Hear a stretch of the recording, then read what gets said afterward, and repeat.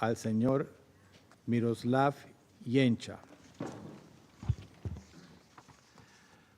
Mr. President, Excellencies, the situation in the occupied Palestinian territory and Israel continues to deteriorate, with Palestinian and Israeli civilians, including the remaining hostages in Gaza, continuing to suffer immensely as a result. In the past week, Hamas and Palestinian Islamic Jihad released images and videos of two hostages, Evyatar David and Braslavski, looking visibly emaciated as they described the appalling conditions of their captivity. The scenes of Evyatar apparently being forced to dig his own grave are appalling.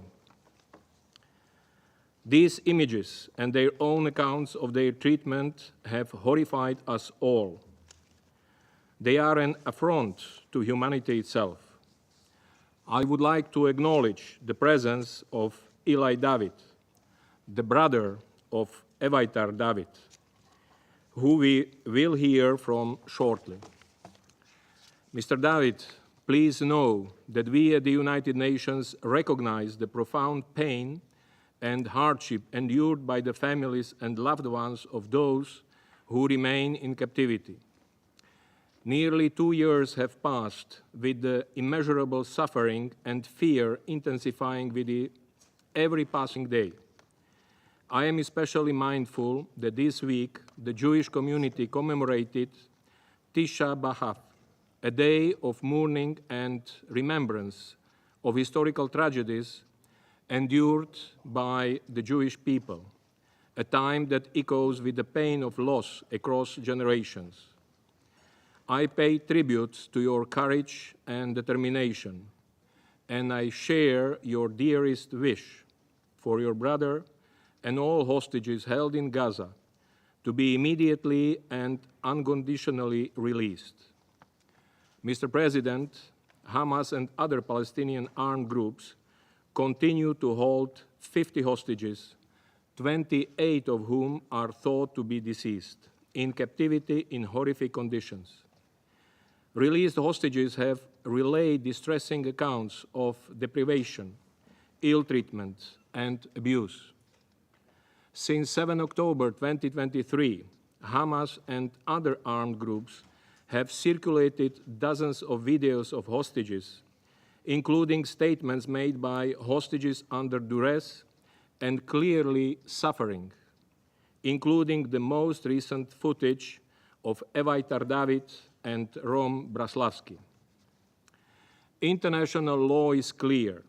Hostage-taking is prohibited. It is a war crime.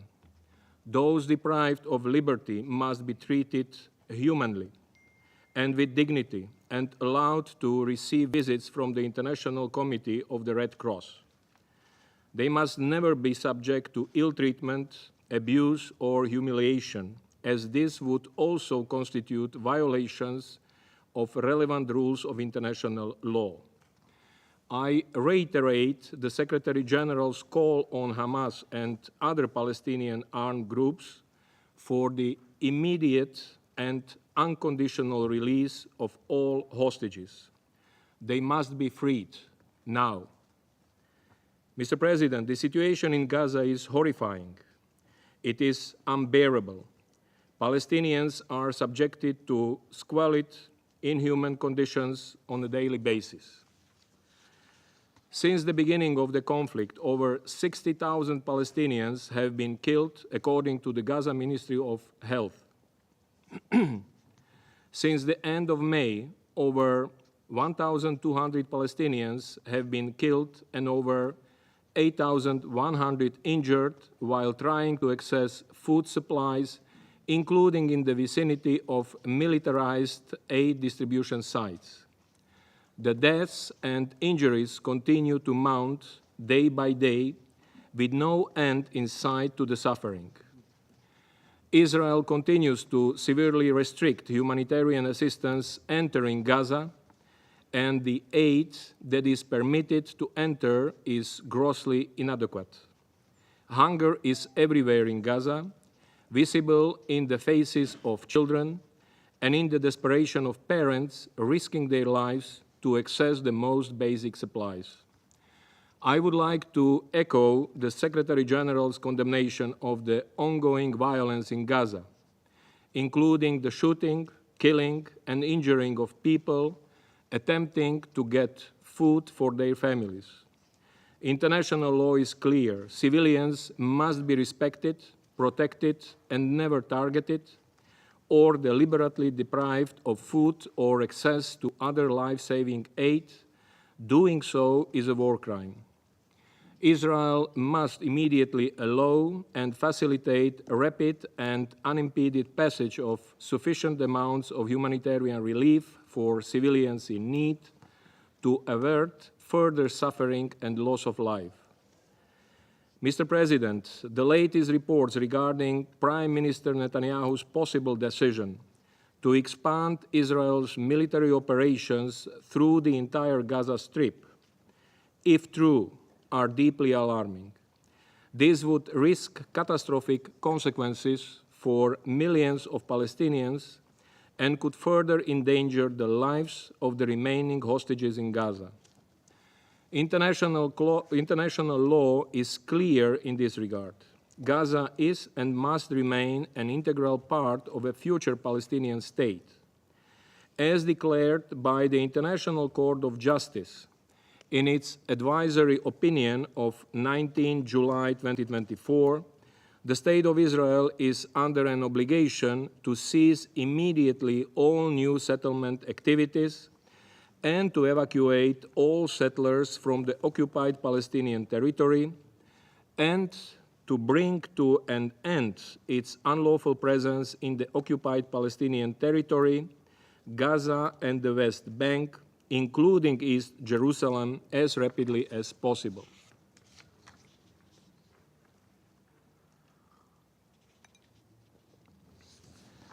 Mr. President, the United Nations has been clear. There is only one path to ending the ongoing violence and humanitarian catastrophe in Gaza: a full and permanent ceasefire, the immediate and unconditional release of all hostages. Life-saving humanitarian aid must flow into Gaza at scale and without obstructions, and civilians must be guaranteed safe, unhindered access to assistance. There is no military solution to the conflict in Gaza or the broader Israeli-Palestinian conflict.